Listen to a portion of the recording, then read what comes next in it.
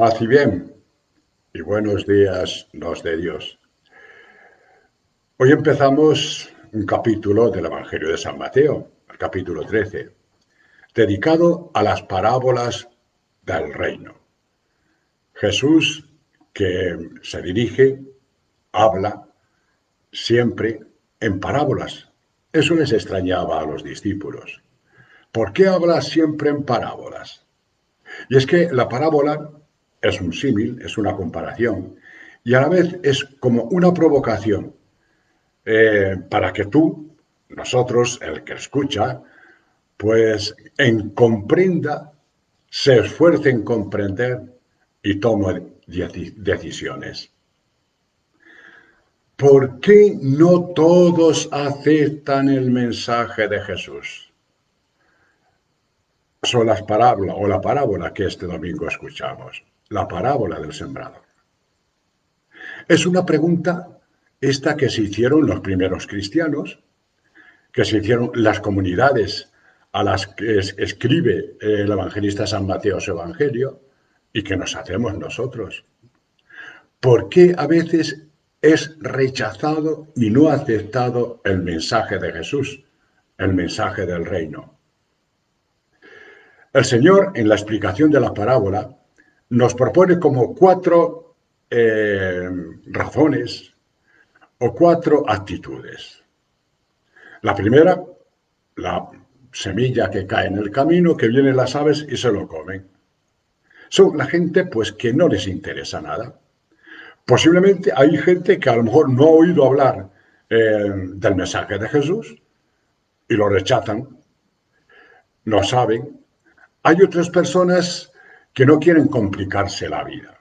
O sea, ¿para qué complicarnos la vida con preguntas trascendentes? Déjame a mí tranquilo, ¿no? O más posiblemente son los que viven encerrados en su egocentrismo o en su narcisismo. Estas personas que no necesitan de nada ni de nadie. Todos se lo hacen a sí mismos. El mundo es tal y como ellos lo ven. No necesitan a nadie. O pueden ser pasotas. Estos son los primeros, difíciles a veces de atraer o que escuchen el mensaje de Jesús.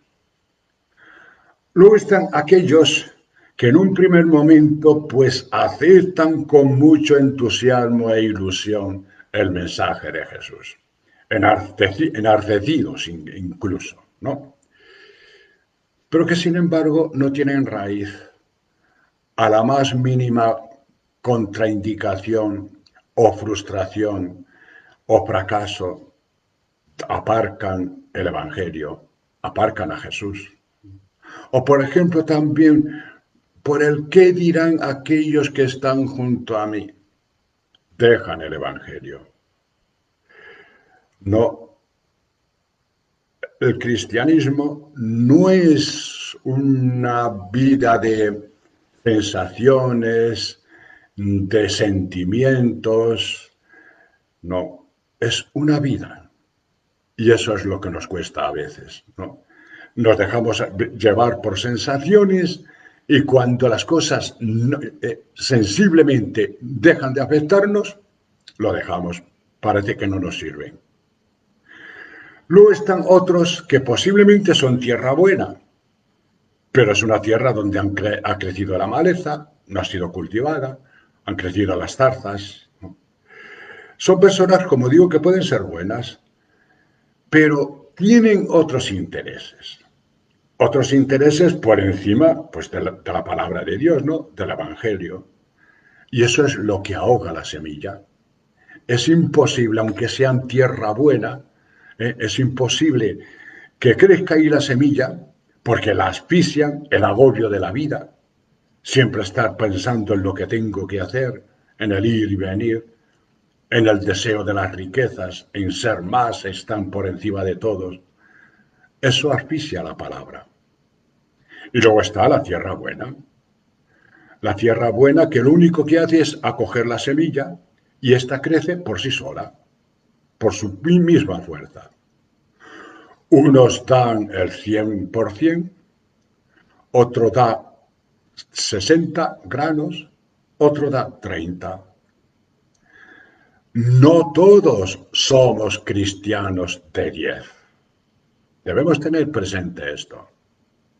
Jesús es realista y es comprensivo, más que nosotros. Jesús es realista en cuanto que conoce la debilidad humana. Y eso es lo que tenemos que hacer nosotros, reconocer nuestra debilidad.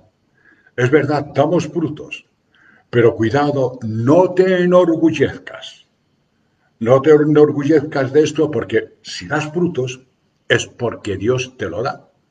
Simplemente tú le estás devolviendo lo que Él te ha dado. Frutos dan el que da el 100%, el 60 o el 30. Pero debemos ser humildes, reconocer nuestra fragilidad. No sea que esa seguridad que tienes en ti misma o en ti mismo, pues te haga volver o te convierta en un terreno lleno de zarzas y de maleza. Es Dios quien da la lluvia y hace crecer la semilla, nos dice el profeta Isaías en una bellísima parábola. En medio de todo lo que estamos viviendo, en medio de la pandemia, en medio de las situaciones familiares que puedes vivir, situaciones personales, en el trabajo, en medio de todo esto, debe ser palabra viva hecha carne. Con todas tus actitudes, con toda tu vida. Una palabra viva que dé vida a tu alrededor. Solo tenemos que hacer una cosa, nos dice el profeta.